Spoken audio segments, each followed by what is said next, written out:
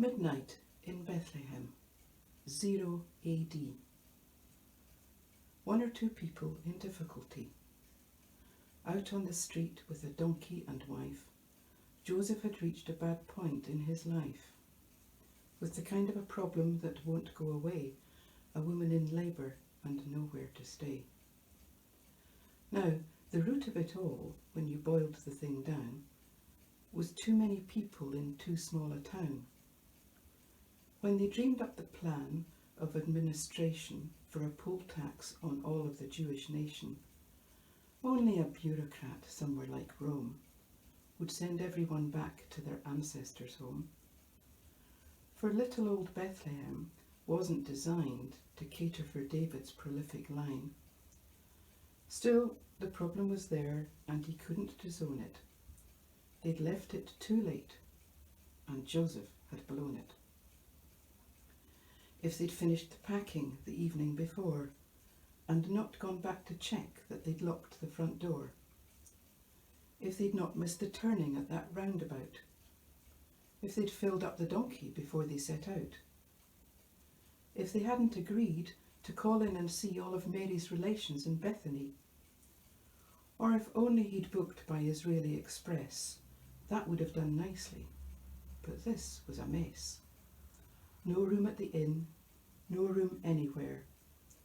They gave him the only place they could spare, and the promised Messiah was born that night on the floor of a stable without any light, where they cut the cord and cleaned up the mess, and wrapped him in somebody's workaday dress. And while Mary slept there, exhausted and cold, Joseph sat by, feeling helpless and old. This wasn't the way he'd thought it would be when the angel had told him that destiny chose them to look after the Holy One. No, this was a farce. What God had done was to trust the care of the Saviour instead to a man who couldn't even find him a bed. If only he'd planned it more carefully then. If only he could go back and do it again. He turned round in his mind the way he had blundered.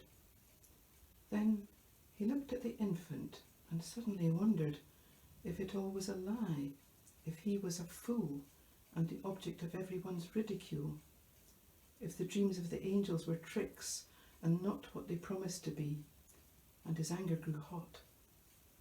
When the shepherds burst in, all breathless and wild, and stopped in their tracks when they saw the child. They shifted their gaze from the baby's bed, and their eyes met his, and he nodded his head, standing awkwardly, not knowing quite what to do. Now they all knew for certain the story was true. They stayed there for minutes. It might have been years. Not one of them spoke. Their hopes and their fears were gathered around this helpless God as their minds tried to grasp what it meant.